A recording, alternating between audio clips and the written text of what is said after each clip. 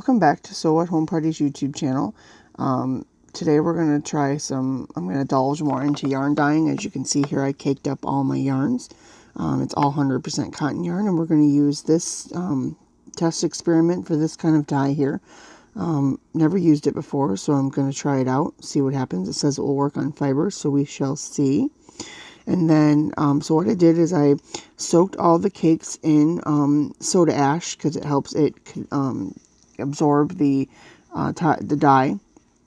And so we're going to leave them sit, and it says, I think it says 20 minutes on the box. So then what I did is I poured all the dyes into a bath and added some water to them because they were kind of thick. So I diluted them just a little, but you can see here they're in the tie-dye baths. And then I added the cakes. I wanted to have like a lemon lime effect, sort of. So I did one yellow, and then on the other side I put some greens.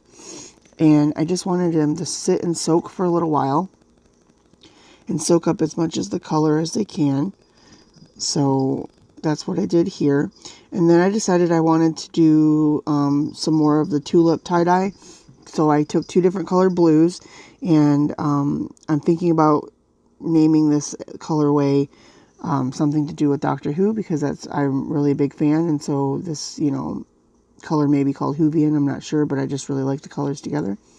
So I let that sit as well. And then I decided to flip the cakes on the other side so that there would be green and yellow, and let them sit and see how that kind of went together. And so far at this point, the colors are really bright and vibrant. I was really happy with what they look like right now. You can see that it's kind of like seeping into each other, which is kind of cool. I like that kind of effect where they fade into each other. And then, as you can see, I also put them in the yellow and flipped them upside down. So I was hoping that they would give different effects depending on which way they're sitting first. So, and then the next step is to, you have to rinse them. Well, you can see here as I started rinsing them, the color from the yellow and the green kind of started to wash out. It's still kind of sitting. I still have them sitting. And then this one I used a little bit of soap because I've seen that in different tutorials of yarn dyeing, and it actually took the color out, as you can see here. So I'm not sure I'm happy with that. But so I decided to stop washing them out, and I rinsed these out as well. But I decided to let them sit. They've been sitting for 24 hours at this point.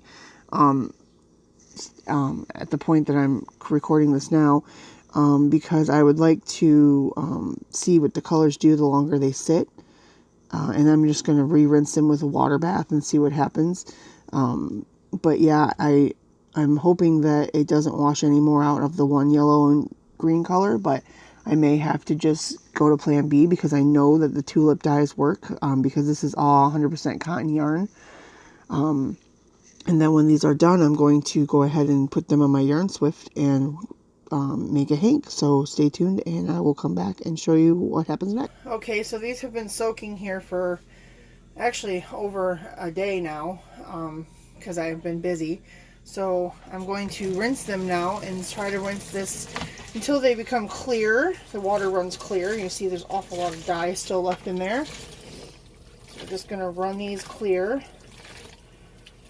And then I'm going to dry them thoroughly, and then I'm going to use my Yarn Swift to make them into yarn hanks so we can see the color form. So far, like I said, I think the blue is going to be the best on it because it's the most vibrant color, and the tulip dye, I mean, it's 100% cotton, so of course it's going to take it.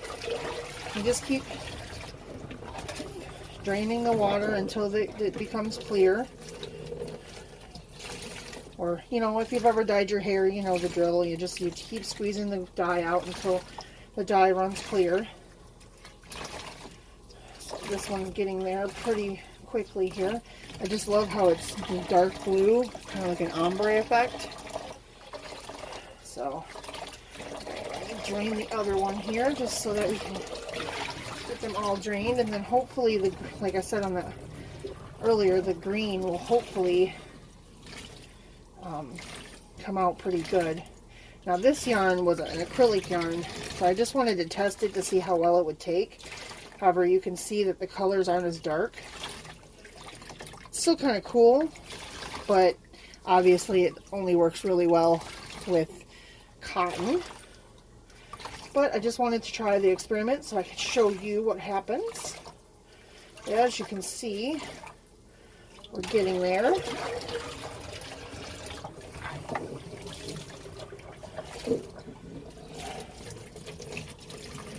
Alright, so now I'm going to try to drain out the green ones. Put these over here for a second. This is the one that I said when I put the soap on it, the color was just coming right out. So I think what I'm going to do with these is just wash them in the wash machine. I have these little things you can put them in. And I'm just going to let those be what they are. Maybe color them with a darker color. So then, you know, then you won't know that I made a mistake.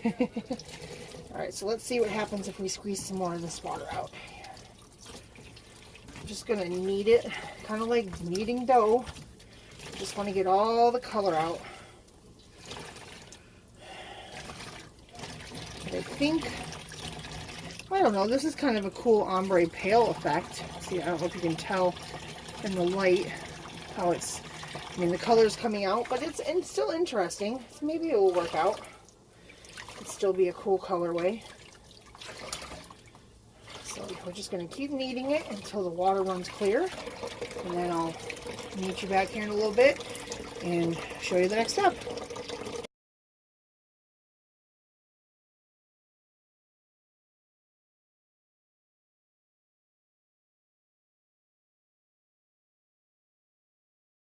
So here I have the final touches of the yarn that was dyed.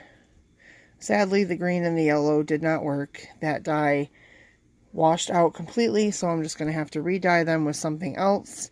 But these are the two that did work, and you'll have to excuse the red dye in my hand because, unlike, and not another dyeing experiment, I'm dyeing my hair and the glove broke, so, you know, whatever. So, anyway, we have these two blue colors here that worked out. Now, this is the 100% acrylic, and this is the 100% cotton. And I still say that, and I'll show you this mini example here in a second, because I still think that soaking your pre-soaking, whichever way you like to pre-soak, but I find that that soda ash that I talked about in a different video, which I'll put an iCard right here, if you'd like to see that yarn dyeing video, makes the color really cling to the fibers.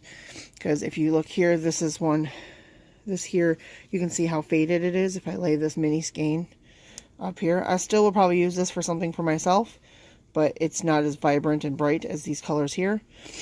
But even though the tulip dye works for cotton, it did work for the 100% polyester.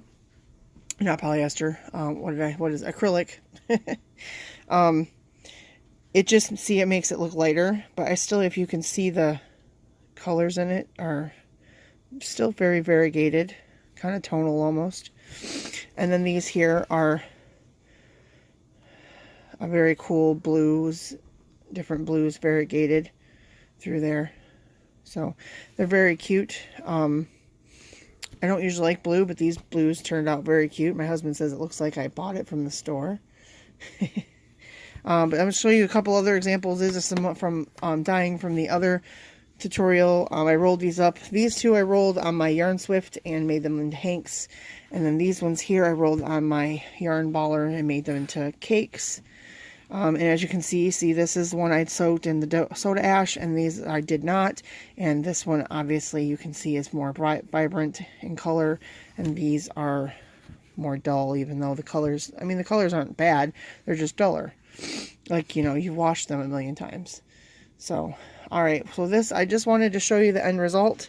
So if you like it, please let me know. If you have any questions on the process or what I did to do these, I'll be gladly answer them for you. I do plan on dyeing more yarn since this is actually going better than I thought it would. And all of those will be available in my Etsy shop, which I'll put a link down below. And you can also find the link in at my Instagram at So What Home Party. And I think that's about it for the yarn. Like I said, this was 100% cotton. This was 100% acrylic. And then these were the cottons as well. So, all right. Well, thanks for watching. And as always, so what is in your craft room today?